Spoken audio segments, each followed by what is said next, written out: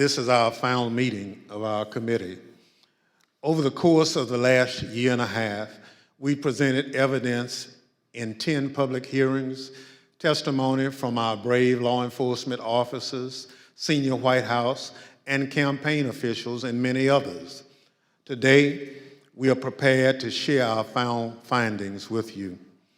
But before we do so, it's important to remember what we've learned, and critically, exactly what happened at the United States Capitol on January 6th. Without objection, I include in the record a video presentation of some of the key evidence our investigation has uncovered.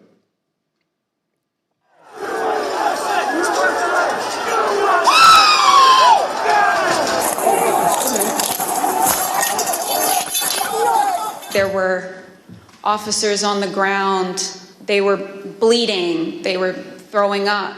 I mean, I saw friends with blood all over their faces. I was slipping in people's blood.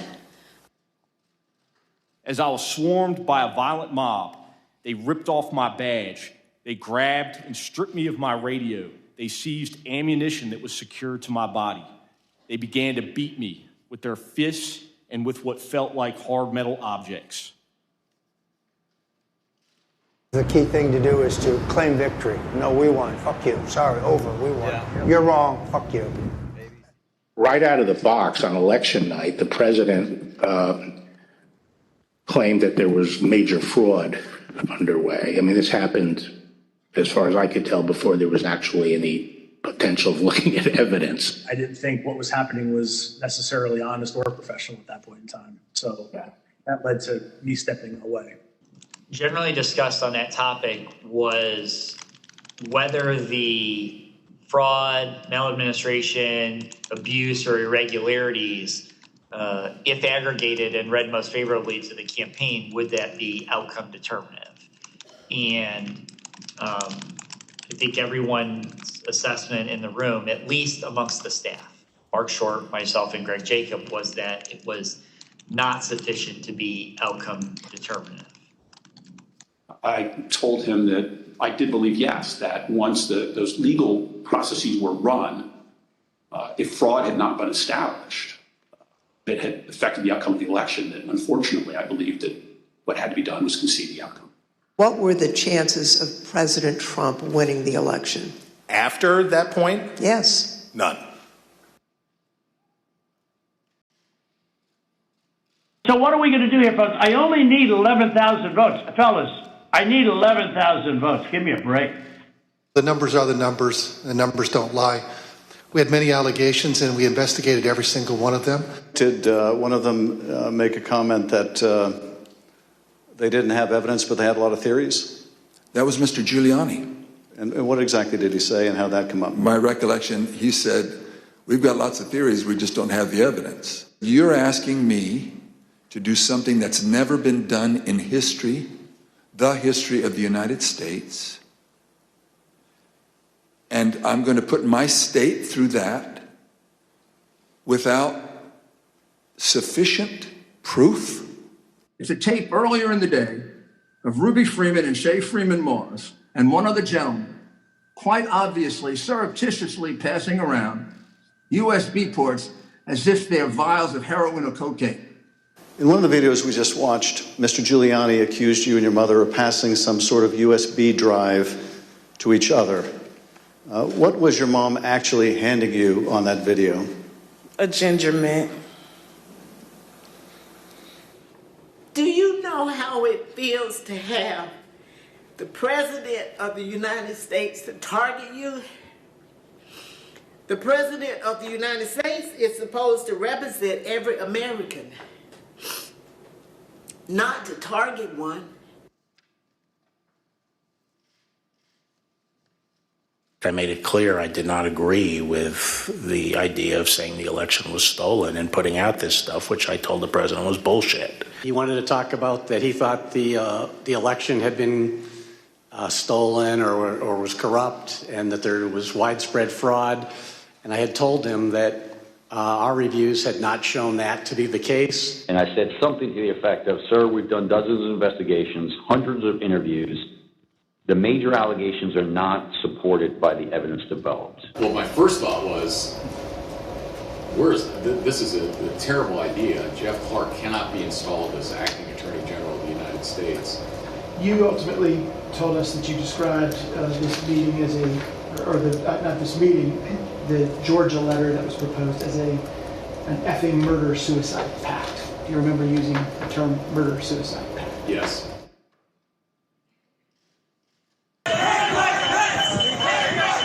Was it your impression that the Vice President had directly conveyed his position on these issues to the President, not just to the world through a Dear Colleague letter, but directly to President Trump? Many times. My view is that the Vice President didn't have the legal authority to do anything except what he did. And I said, hold on a second, I want to understand what you're saying. You're saying that you believe the Vice President, acting as President of the Senate, can be the sole decision maker as to, under your theory, who becomes the next President of the United States? And you said yes. And I said, are you out of your effing mind? The president was, all the attention was on what Mike would do or what Mike wouldn't do. There's a telephone conversation between the president and the vice president, is that correct? Yes. The conversation was pretty heated. Apologize for being impolite, but do you remember what she said her father called him? The P word. Bring out bitch! Bring it out! It was clear that it was escalating and escalating quickly. So then when that tweet, the Mike Pence tweet, was sent out, I remember us saying that was the last thing that needed to be tweeted at that moment. It felt like he was pouring gasoline on the fire by tweeting that. They've gained access to the second floor, and I've got public about 5 feet from me down here below. Okay, copy. They are on the second floor, moving in now. We may want to consider getting out and leaving now. Copy. The members of the VPT tel at this time were starting to fear for their own lives. There were calls to say goodbye to family members, so on and so forth. Approximately 40 feet. That's all there was. 40 feet between the vice president and the mob. Donald Trump and his allies and supporters are a clear and present danger to American democracy.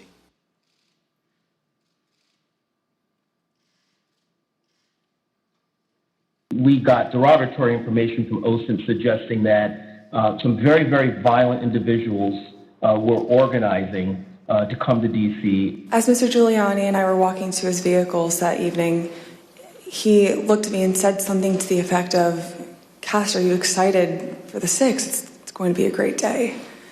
I remember looking at him saying, Rudy, could you explain what's happening on the 6th? He had responded something to the effect of, we're going to the Capitol. It's going to be great. The president's going to be there. He's going to look powerful. He personally asked for us to come to D.C. that day.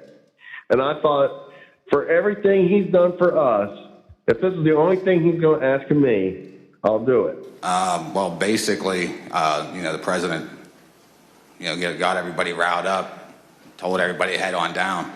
So we basically were just following what he said. We lost the line! We lost the line!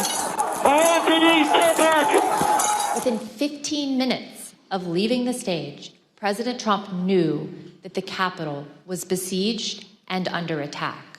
So are you aware of any phone call by the President of the United States to the Secretary of Defense that day? Not that I'm aware of, no.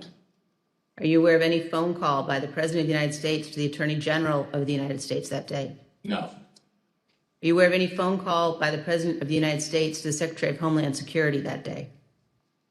I'm not aware of that, no. Did you ever hear the president No. ask for the National Guard? Did you ever hear the president ask for law enforcement response? No. You got an assault going on the Capitol of the United States of America. And there's nothing. No call, nothing, zero. I remember Pat saying something to the effect of, Mark, we need to do something more, they're literally calling for the vice president to be effing hung. And Mark had responded something to the effect of, you heard him, Pat, he thinks Mike deserves it, he doesn't think they're doing anything wrong. You on the staff did not want people to leave the Capitol. On the staff? In the White House. I can't think of anybody, you know, on that day who didn't want people to get out of the Capitol once the, you know, particularly once the violence started. No. I mean,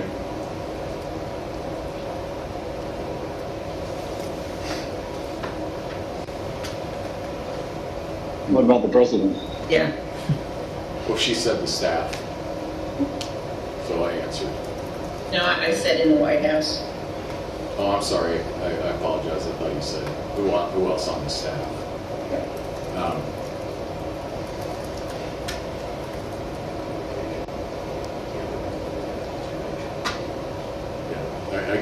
I can't reveal communications, but obviously I think, you know,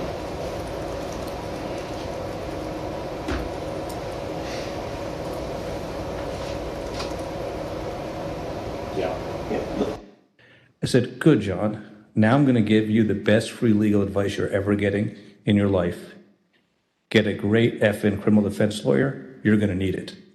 General Flynn, do you believe in the peaceful transition of power in the United States of America? That's fair.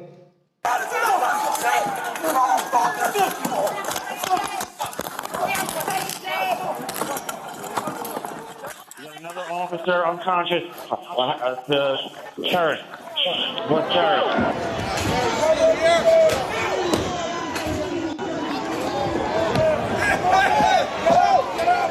I don't want to say the election's over. I just want to say Congress has certified the results without saying the election's over, okay?